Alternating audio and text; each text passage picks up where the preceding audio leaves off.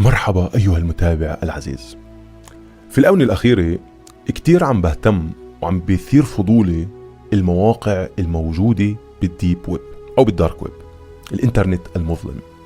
طبعا هذا الإنترنت تقدر تفوتوا عن طريق مواقع تور، ولكن بدك تكون كتير حذر. إذا بتحبوا هاي الموضوع كمان ممكن أعلمكم كيف عم بفوت وكيف بحافظ على سريتي بأفضل الطرق. ولكن موضوع اليوم إنه وأنا عم بتصفح هاي المواقع، طبعا بس مجرد فضول، أنا ما راح أشتري ولا مرة من هاي المواقع، ولكن عندي فضول عن كيف هاي المواقع تشتغل، كيف هاي المواقع موجودة وشو بتبيع أصلا. فلما تصفحت هاي المواقع لقيت إشي غريب. في مواقع كتيرة بتبيع، وفي كمان على فكرة منتديات بتبيع أو بتتكلم عن موضوع اللي اسمه كاردينج. الكاردينج هو عمليا بيبيعوا وبيتاجروا ببطاقات ائتمانية، إن كانت بطاقات ائتمانية مسروقة مطبوعة. يعني في عندنا أدوات زي بيقدروا يطبعوا نفس أرقام البطاقة الائتمانية تبعت شخص آخر ويبعتوا لك إياها، أو يعطوك الأرقام تبعتها أو البطاقات المدفوعة مسبقا ويبيعوها بأرقام جدا بخسة. يعني الديل كتير جذاب. على سبيل المثال ممكن تشتري ب$100 بطاقة فيها رصيد $5000، وممكن تعمل فيها بزنس وتشتري أشياء وتشتري مبالغ أكبر وتكبر أرباحك بعد أكبر. فصرت أتساءل مداله هالقد الإشي كيف بيقولوا، يعني إنه too good to be true، أفضل من إنك تصدقه. ليش أصحاب البطاقات بيستعملوهاش بنفسهم؟ ليش بيبيعوها؟ فالإشي شكله كأنه في بالموضوع نصبي. وطبعا بالدارك ويب وبالديب ويب في كتير هاكرز، في كتير نصابين، في كتير سرقين، فبدك تدير بالك.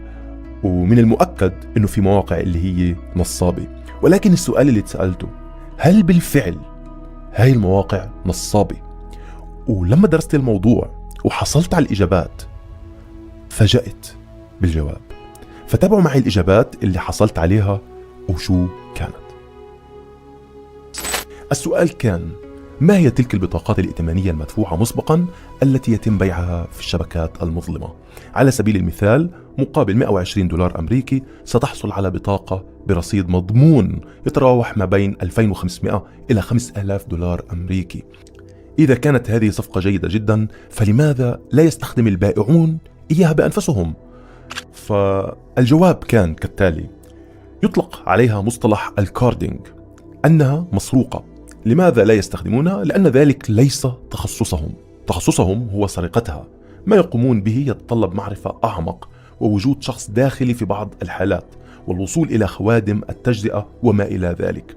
هنالك العديد من الطرق التي يتبعونها لتحقيق ذلك. وسارق البطاقات إذا كان جيد الكاردينج لا يلقى القبض عليه عموما، وإذا قرر استخدامها فإنه قد يفتح الباب فعلا أمام إمكانية إصدار أمر تفتيش واعتقال ومصادرة للحواسيب.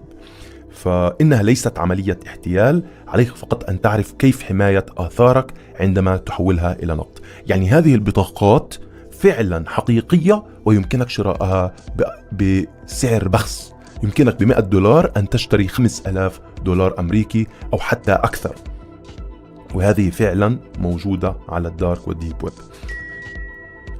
فهنالك إجابة أخرى تقول: لأنهم جبناء ولا يرغبون في تحمل المخاطرة باستخدام الأموال بأنفسهم. وهذا فعلا حقيقي.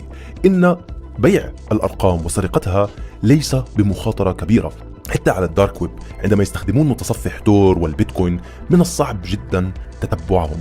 ولكن لو استخدموا هذه البطاقات في المواقع العادية واشتروا، قد يكشفوا آثارهم ويفتحوا على نفسهم مجال أن يتم الإمساك بهم. فكي لا يتحملوا المخاطرة يقومون ببيع الأرقام. فيقول بالجواب: من المحزن ولكنه حقيقي أن العديد من البائعين غير الشرعيين على الويب السوداء المظلمة هم شرعيون، يعني يبيعون البطاقات فعلا. فإذا كانوا قد تم اكتشافهم بأنهم فعليا محتالون، وهم ذلك الذين يقومون بالاحتيال، سيحتالون القراصنة المحترفون في الويب السوداء ويقومون بالاختراق والبحث وتدمير سمعتهم، مما يوقف أساسا تدفق أموالهم. فقد تعتقد بأنه يمكنهم ببساطة إنشاء متجر جديد أو اسم جديد والاختفاء. لا تستهن بذكاء بعض هؤلاء السايكوباث، ولديهم وسائل للعثور على الشخص بغض النظر عن كم من جدران نارية مختلفة أو شبكات افتراضية خاصة تستخدم. هنالك الكثير من القراصنة الذين لم يتركوا مثل هذه الأمور عناوين IP، وهو أمر متناقض إلى حد ما، ولديهم أيضا كل الوقت في العالم. كل ما أقوله هو أن حوالي 70 إلى 75% من المتاجر على الويب السوداء هي شبه شرعية. يعني ما يحاول أن يوصله إليكم أن فعلا هذه المتاجر عادة غالبا ما تكون شرعية، وأنه يخافون هؤلاء المحتالون بأن يحتالوا بالدارك ويب على المحتالين، لأن هذا سيكون تناقض في القوانين والاحترام المتبادل بين القراصنة والمحتالين، وهذا سيؤدي إلى سوء السمعة عندهم، وسيتوقف عندها تدفق الأموال إليهم ببساطة. هنالك إجابة أخرى وتقول لا يستخدمونها بأنفسهم لسبب جيد، وهو وجود سجل تدقيق. إذا قرروا استخدامها وتم القبض عليهم، يمكن للسلطة تتبع المعاملات إليهم في لحظة، ومن الأفضل بيعها لشخص آخر ساذج لاستخدامها بدلا من الوقوع في الفخ، فيطلق عليها التباعد عن الجريمة. بمجرد بيع البطاقة لشخص آخر لا يكون للجاني الأصلي أي ارتباط إضافي بها، وهذا فعلا حقيقي. هنالك إجابة أخرى وتقول الجزء الصعب حقا هو استخدامها في الوقت الحالي.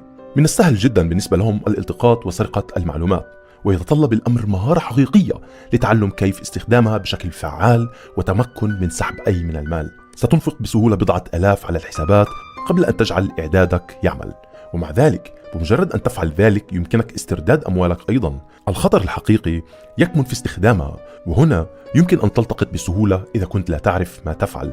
أيضا يتطلب الأمر وقتا كبيرا وصعوبة في التنفيذ، قد تحتاج إلى شراء الأشياء ثم العثور على موقع للتسليم ثم التسلل والاستلام، ومن ثم قضاء الوقت في إعداد بيعها في موقع الإيباي أو شيء ما من هذا القبيل.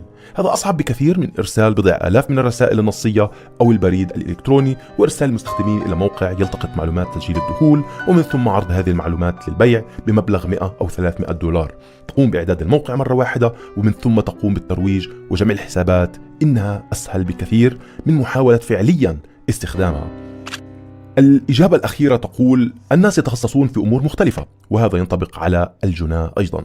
الشخص الذي يخترق شركة ويسرق 10,000 رقم بطاقة ائتمان ربما لا يمتلك الوقت أو الرغبة في استخدامها جميعا في الوقت نفسه. هنالك مجموعات تتخصص في استغلال قيمة البطاقات الائتمانية المسروقة، ولكنها تفتقر إلى المهارات اللازمة لاختراق الشركة. أيضا يكون هؤلاء الأشخاص في أماكن مختلفة غالبا. إذا قام قرصان من أوروبا أو آسيا بسرقة مجموعة من بطاقات الائتمان الأمريكية، قد تجعل حماية الاحتيال الدولية استخدامها أمرا صعبا. بيعها لعصابات مقرها في الولايات المتحدة، ويمكنهم بسهولة أكبر إجراء معاملات لا تثير تنبيه خوارزميات اكتشاف الاحتيال في البنوك.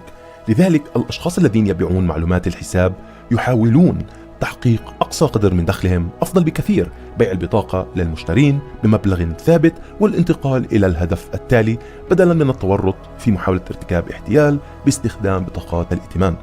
فكما ترون هنالك العديد من الإجابات، وجميعها تؤكد أن هذه البطاقات وهذه المواقع حقيقية وممكن شرائها. طبعا نحن لا ننصح بأن تقوم بالتعامل مع هذه المواقع، لأن هذا التصرف غير قانوني.